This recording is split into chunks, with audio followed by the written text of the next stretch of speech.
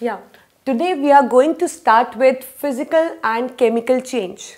So first of all, I want that you should be familiar what do we mean by the properties. See, every substance what we come across has certain characteristics or qualities in it due to which it can be distinguished from the other substances present around that. So that means any substance has got certain characteristics, certain qualities it fulfill actually, due to which it can be distinguished from the other. It means that those properties actually govern the identity of that substance. Right. So we have two kinds of properties of any substance. So those characteristics are called as those particular characteristics or the particular you can say the qualities that is possessed by that substance is called as its properties. Right. So we have two kinds of properties. One is physical properties and the other is chemical properties.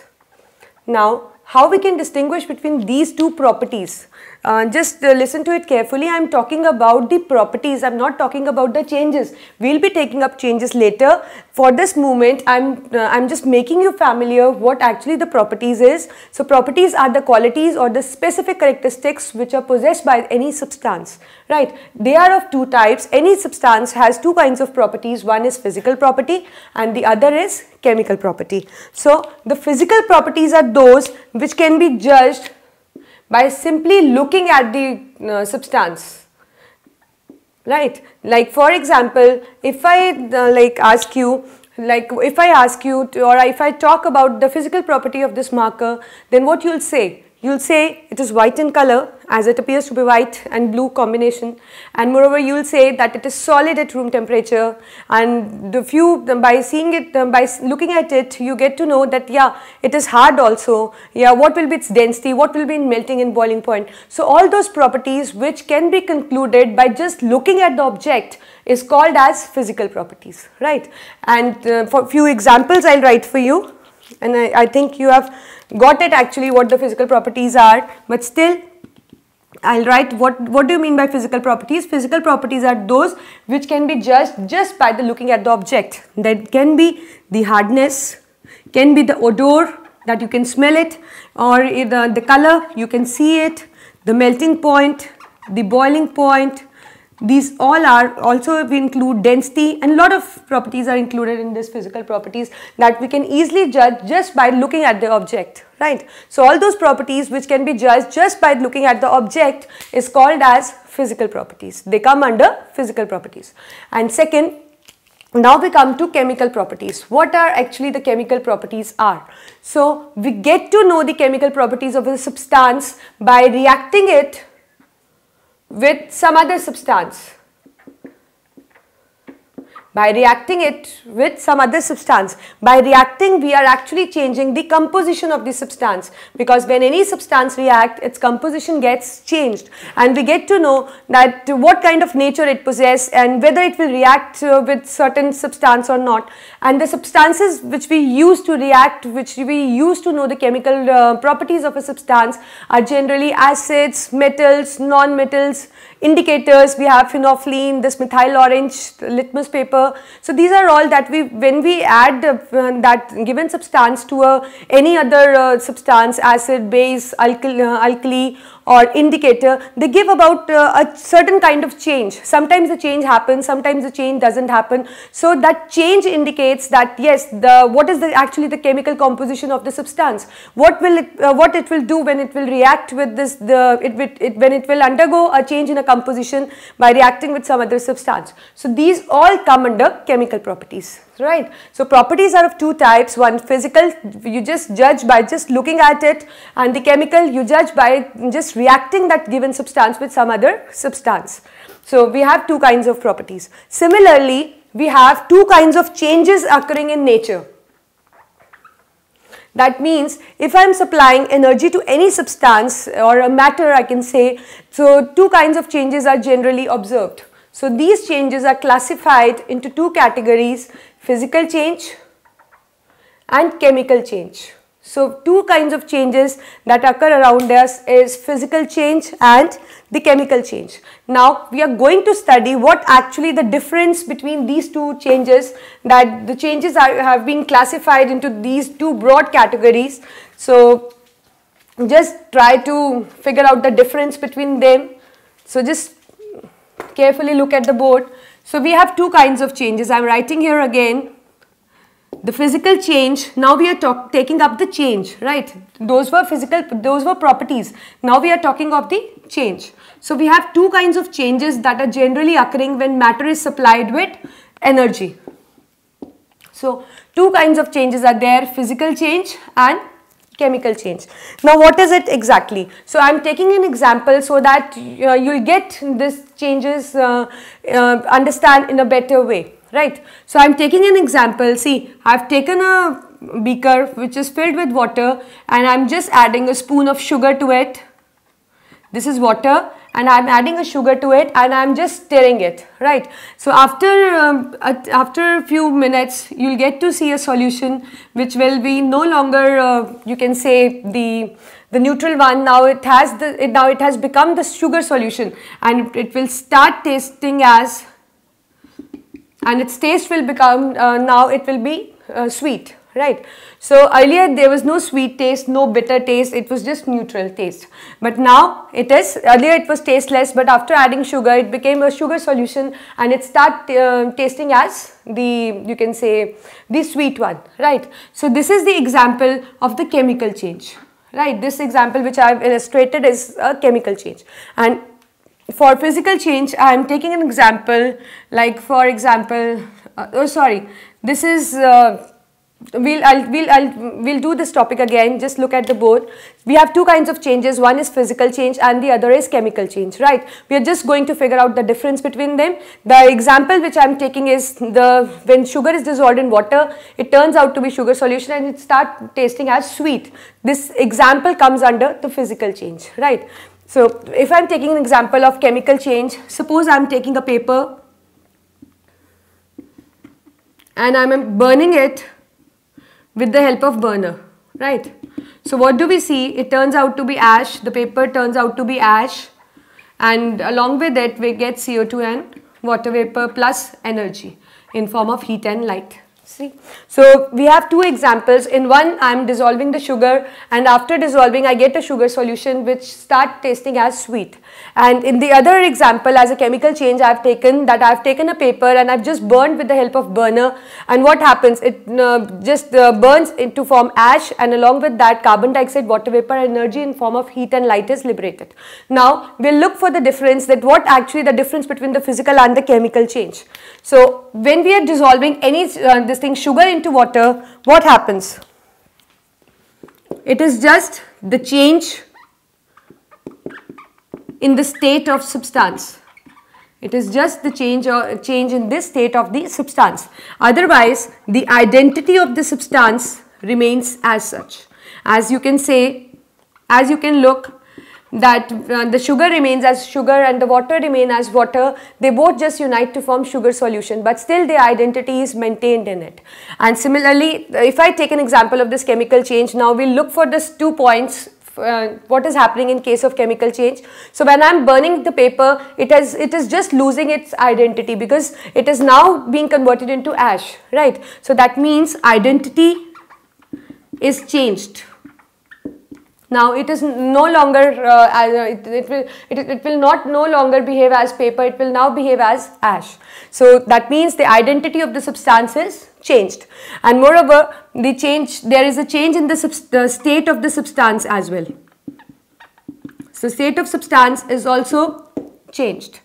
So now coming to the other point, can I separate sugar and water from each other, like from the sugar solution, can I separate the sugar and water? Yeah, we can do it. So that means this change is a temporary change. We can easily reverse it. How you can separate the sugar from the water solution? We can just separate by the process crystallization, and as well as we can separate by the process evaporation. When either it is a sugar solution or we take a salt solution, what happens? Water has the property to get evaporate. So the water will get evaporate, leaving behind the crystals. Whether it can be the sugar solution also, it can be if we are taking an example of salt solution, then also the water can get evaporated and leaving behind the salt. So that means this change is temporary. It can be easily reversed. But when I take an example of this chemical change, can you get the paper out of ash? No, we can't get the paper out of ash. So that means this change is permanent. Now this paper has been permanently converted into ash, and we cannot get the paper back from the ash. So that means this process is permanent and it is irreversible. It can't be reversed. Moreover, now I am taking into the consideration that what is happening to the mass. So when we are dissolving sugar into water and we are getting the sugar solution, so the mass of substance remains unchanged. There is no change in the mass of the substance. The amount of water you are taking and the amount of sugar you are adding, the both when they are just added, the mass is equal to the total mass is equal to the total mass when we get the sugar solution. So that means there is no change in the mass. But when I am talking about this, I am taking the mass of paper separately and taking the mass of ash separately, then there is a change in mass, because some of the mass is lost as the energy in the form of heat and light and as carbon dioxide and water vapor. So that means the total mass gets changed. So that means there is a change in the mass. Now I am taking into the consideration the energy aspect. So when we are talking of the physical change, the total energy remain constant. So as we know that energy is always constant, you know, energy can neither be created nor be destroyed, it can be just converted from one form to another. But in this, when a substance undergoes a physical change, energy is neither released nor absorbed. So that means the overall energy remains constant. The energy is neither absorbed nor released. It is just used in the change of the state, otherwise it remains the same. But when I am talking of the chemical change, see in this example, when we were burning the paper, we were getting the ash, CO2 and water, and along with that energy was liberated. So that means now the system will have less energy as compared to the energy it was possessing before. So that means there is the energy changes that are occurring when a substance undergoes a chemical change. So these are the difference actually that exists between the physical and the chemical change. Just have a look once again. Physical change is that in which the state of the substances change. In this, the state of the substance is just change. In this, the state of the substance is not change. It is just the identity, the whole identity gets changed actually. In this, change is temporary and can be reversed, but this change is permanent and it cannot be reversed. It is irreversible. The mass of the substance remain unchanged. The mass is changed. This mass you can take in the broad category which is used for this mass is the composition. So we can use either word, the composition or the mass. So composition remain unchanged, and in this the composition, or you can say mass, gets altered. It gets changed actually. So energy is neither released nor absorbed, but in this case sometimes the energy is absorbed, sometimes the energy is released. So that means it is undergoing the energy changes. So these are the two categories in which we classify the change. So we'll take a few more examples, like if I say freezing. So what is freezing actually? Freezing means the liquid is getting freezed. That means water is getting converted into ice. So in which category you will classify that change? Obviously into a physical category, because only the state is getting changed, otherwise the identity remains the same, and moreover the whole this thing which we have summed up is obeyed by that process freezing. So that means it comes under the physical change.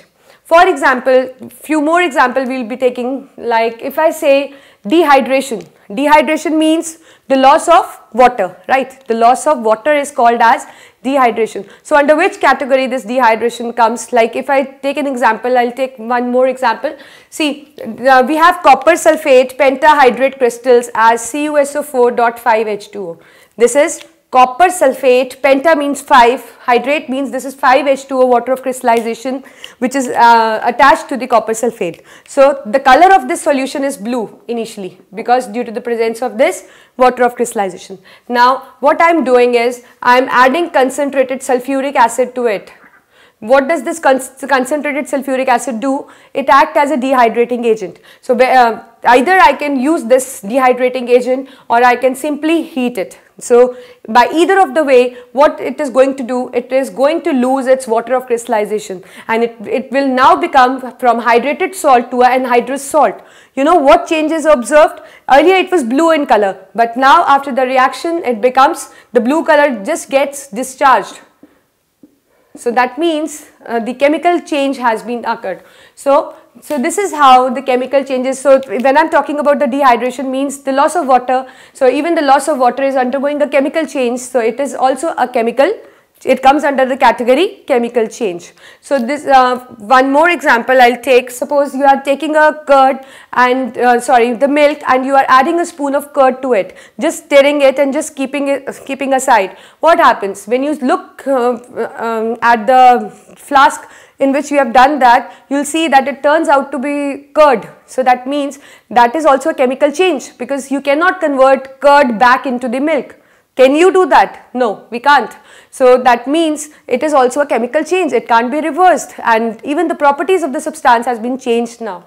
So any substance which is undergoing the change of the state, identity is losing, temporary reverse change, mass is getting altered, energy, total energy is neither released, absorbed. So that comes under the physical change, and whenever it is going through these processes, these things which we have summed up, so it is undergoing a chemical change. So this is how we classify the changes into two categories, that is the physical change and the chemical change.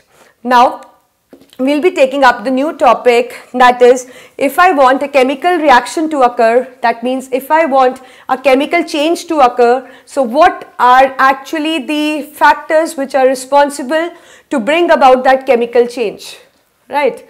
So we are just looking for the factors that influence the chemical reaction or a chemical change to occur.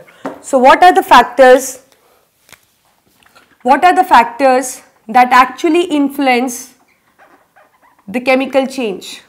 If we need a better chemical change, or if we need a chemical reaction to occur, so there are certain you can say the factors that influence that the rate of the reaction and also make the reaction happen, right? So first factor which is responsible to make the reactants in close contact. Now what is it? See, if I want that the milk should turn into the curd, so what I am going to do? I am going to add a spoon of curd into the hot milk, right, and slightly hot milk, and then what I will be doing, I will be just stirring it so that it gets uniformly distributed in the milk. So then the reaction will occur and it will change into curd. Right. So do you think that it can also change into the curd if I keep the milk here and if I keep the spoon of curd away from both are away from each other? So can you think that the reaction can happen just by keeping the things along with them? No, they can't happen. We have to mix those things uniformly so that the reactants should come in contact with each other so that their old bonds are broken and the new bonds are formed. So that means the reaction to occur, for the reaction to happen, there is a need that the reactants must come in close contact with each other, right? So that means the first criteria, that means the reactant should come in a close contact with each other. So that is why sometimes we often get a question that for example, we take a magnesium ribbon, right? Magnesium occurs in the form of magnesium ribbon, and we also can get in the form of magnesium powder also. So if I ask you that which is efficient out of magnesium ribbon and the magnesium powder, which is efficient in undergoing a chemical change? So if anybody asks you like this, so there should be a quick response that the state in which there will be close contact will be better one, will be efficient for the chemical reaction to occur. So out of magnesium ribbon and magnesium powder, which is going to be have close contact with each other, obviously it will be happening in case of the powder, because they are in the powder form, they can be more closely you can say relate with each other, come closer to each other, more bonds can be broken and more new bonds can be formed. So that means the reaction which is occurring at the amorphous form or at the powder form is more efficient rather than taking in a pure solid form, a three-dimensional structure or a crystal form, you can say. So that means for the reaction to occur, there should be a close contact.